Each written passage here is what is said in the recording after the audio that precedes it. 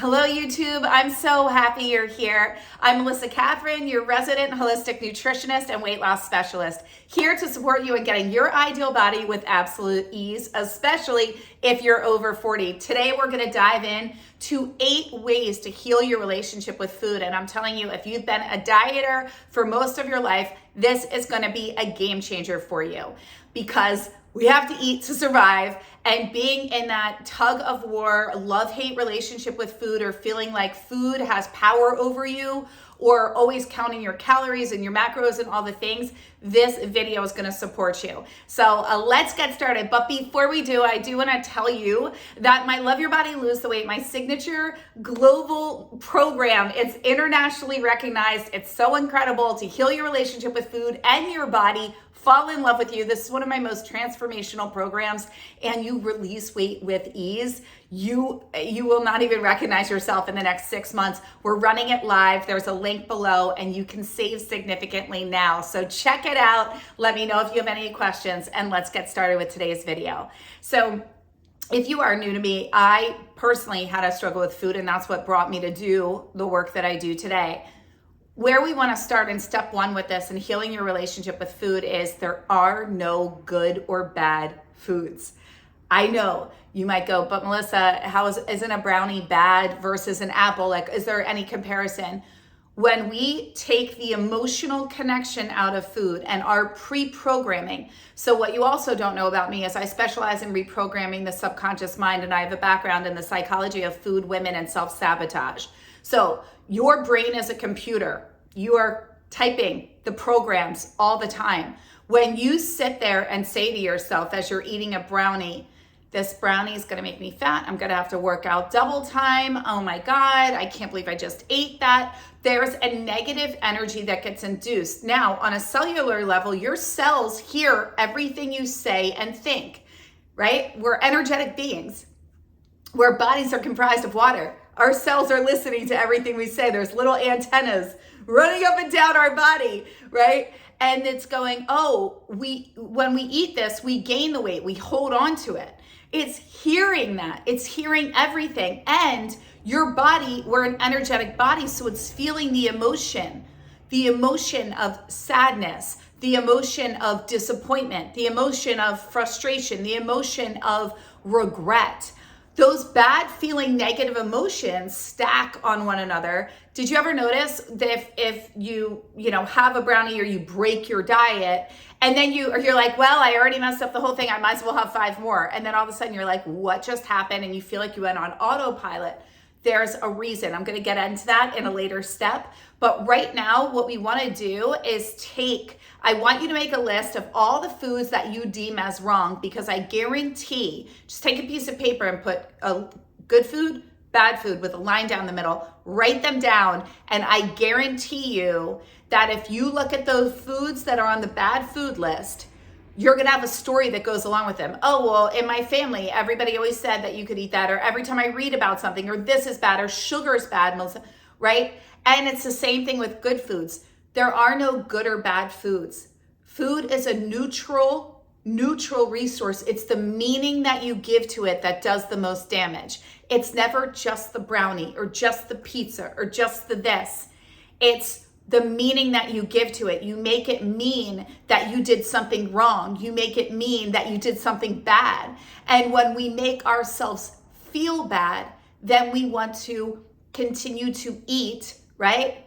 To distract ourselves from feeling bad. Remember, our mind's set up for survival. It wants to keep you safe, and it's going to try to do things to distract you from unpleasant feelings, even if it brings you to do something that's going to make you have regrets down the line. Does that make sense? Let me know if there's any questions here. So good and bad foods, we need to take them out to heal our relationship with food. Food is a neutral resource.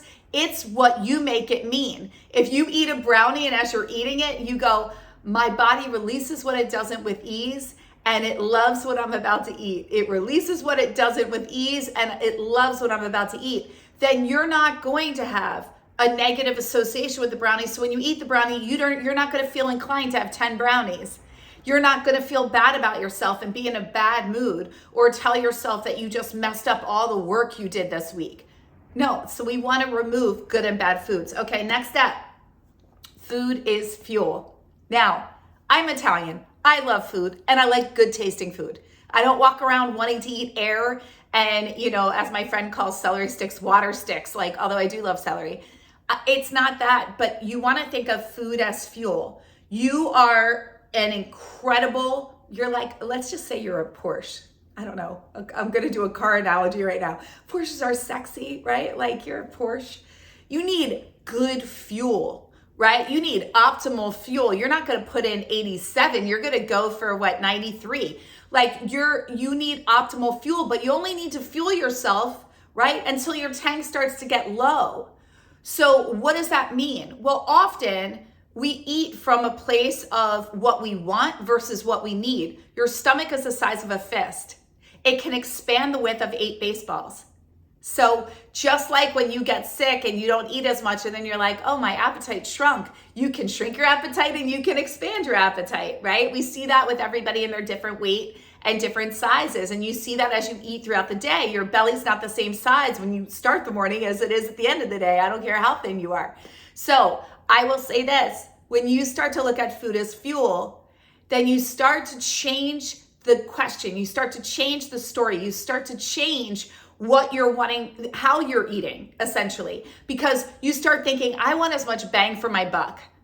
I want optimal fuel because I don't just want to get from point A to point B. I want to get there and I want to feel good. And when I arrive, I want to look good. You don't want to show up at point B being like, you got any water? I'm like, I've got nothing left. I'm exhausted. I can't think straight. I feel I just need to lay down. My stomach's out to eat, right? That's when we've overeaten. So food is fuel. You want optimal fuel to get you and bring you throughout your day. And when you start to change your relationship to food as fuel, it needs to fuel me to get from point A to point B.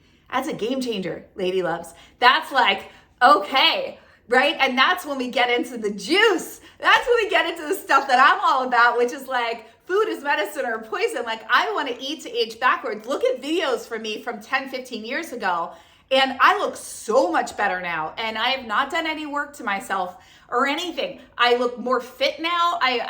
Everything.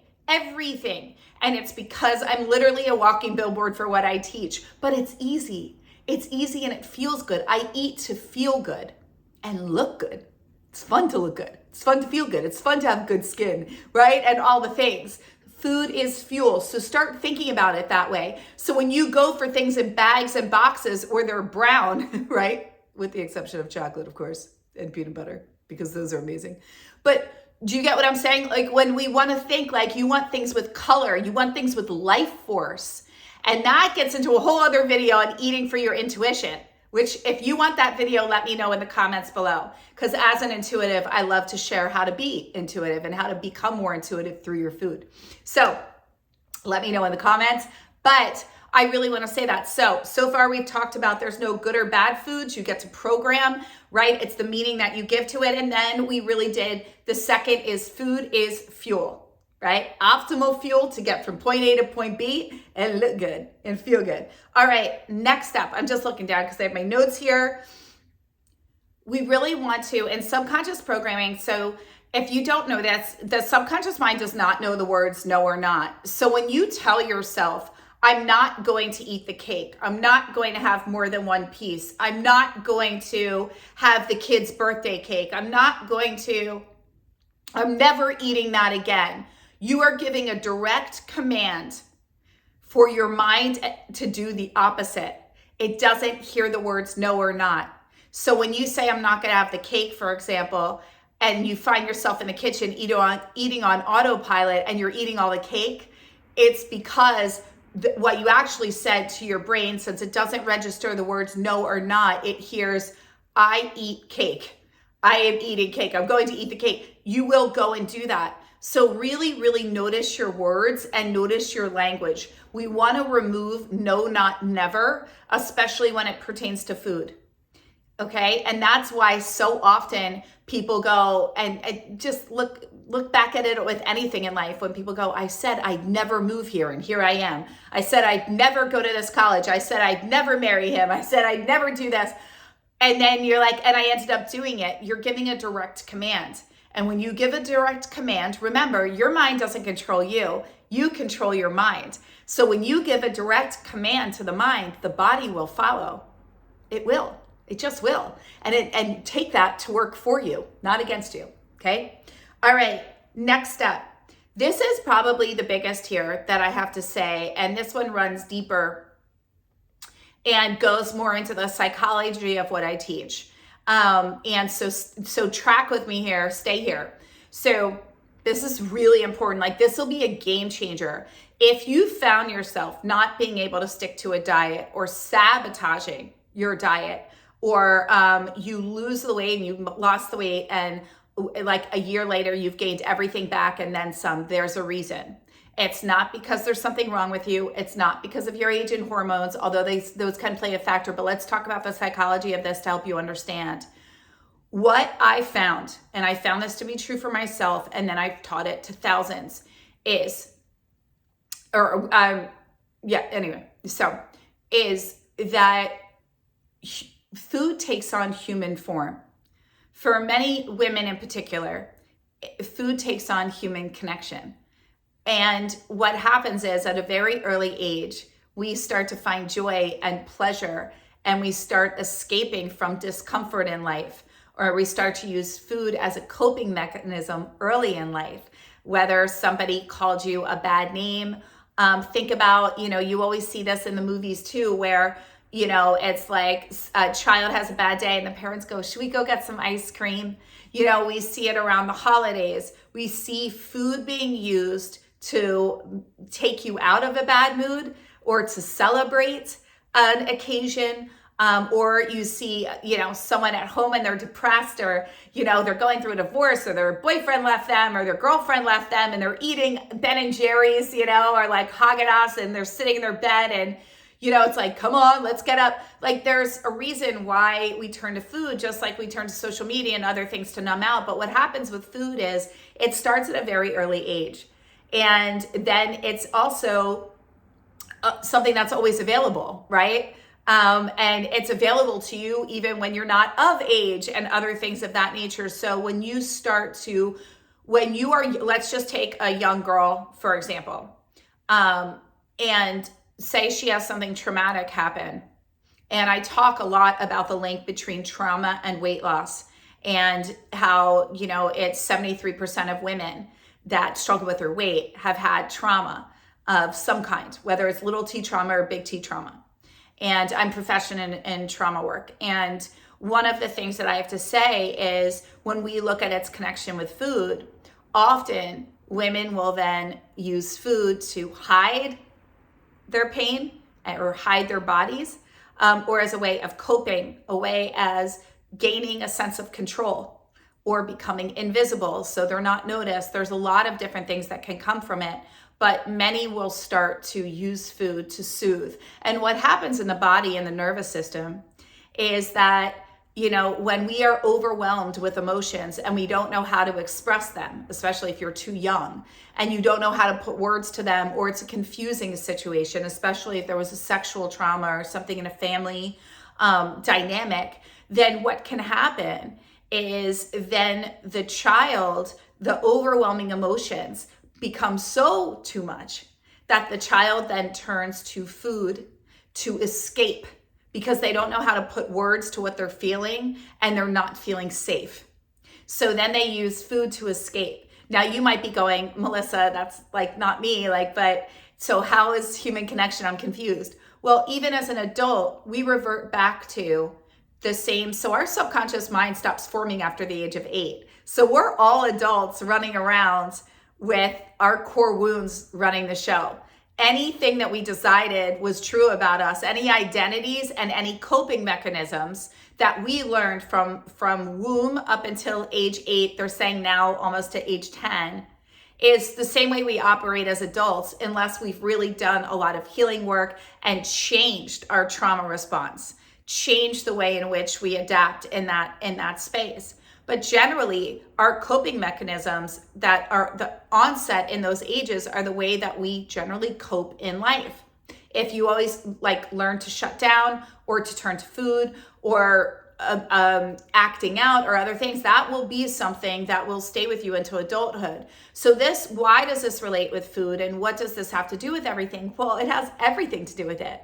Because if you find that even if you're married, and I hear this one all the time from clients, and especially the women that go through our Love Your Body, Lose the Weight program, but Melissa, I have an incredible marriage. I have incredible kids. I've got a career, but I still find that at the end of the night, I want to put my feet up and I just want to sit there and have my popcorn or my wine or my chocolate or my this or my that or all of the above. Like, what's wrong with me? And that's probably the difference in these extra 10 pounds. And the thing is, there's nothing wrong with them. But here's the thing, their trusty friend food is the one thing that has always been there for them. It's the one thing that never requires anything from them. It doesn't talk back. And as women, right, we give. We're givers, we're nurturers. And we're usually last on the list, and we're working to change that, right? But when that happens, then we want the thing that it's like, I can just escape. I can just sit here. And that's where we love the shopping and the scrolling and the food. So when I say it takes on human form, what I mean is you're getting an emotional fulfillment from it. It's giving you something, and it's a friend to you. It's a companion for you. It's somebody to watch Netflix with. It's someone when you're lonely. It's someone when you're happy. It's someone when you're sad. It's someone when you're disappointed. It's someone when you're frustrated. It's someone when you've had a long day that can just sit there and not want anything from you.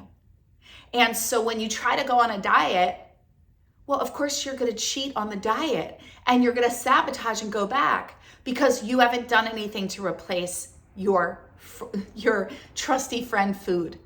So really understand, this isn't because you're broken. This isn't because anything's wrong with you. Nothing of that nature. It's truly just that we need to fill your life with a different coping mechanism that feels just as exciting and pleasurable for you as food does, because food's immediate gratification, right? It's right there.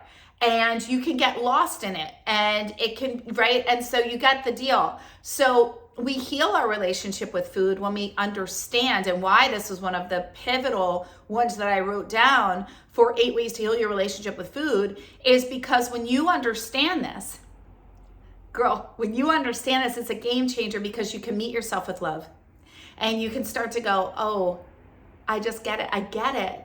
At that age in my life, I didn't know why I was so sad or angry or mad or happy, or I felt uncomfortable, or I didn't feel safe. And thank you, food, for being there for me. And I appreciate it. But now I'm choosing another way that serves me, because this is now hurting me.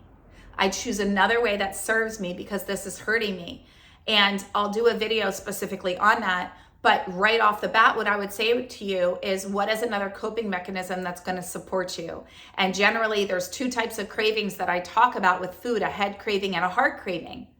And a head craving is from a lack of control, and that's when you want things that crunch, to chew, just constantly chew, crunch. You don't want the food to go away, right? Or it's from a lack of fulfillment, and that's maybe a lack of fulfillment in your relationship. Maybe you're missing love, a romantic connection. Maybe you're missing sex and intimacy. Maybe you're missing purpose and passion. So a lack of fulfillment, we want more indulgent treats, things that are sweet, that, like I said, indulgent, fudge, chocolate, wine, cheeses, a lot of sweets, but things that are ice cream, things that are more indulgent, like I said, and that's from a lack of fulfillment. So when we can start to ask ourselves, where am I feeling a lack of control, right? What is it that I really need to feel in control of? What do I need a plan around, or an action step for, or something that I can do? And often I tell those clients, if that's you, go on a walk and ask your body and let it tell you. And if it's a lack of fulfillment, then pick up your journal and ask yourself, what is it that you need? what would your ideal life look like for you? And that's when we take the focus off of food and we put the focus back on you. And we understand that where we were just trying to love us and keep us from more sadness, but what once was helping us is now hurting us. And once we make peace with ourselves in that way, then we're able to shift into a new relationship with food. All right.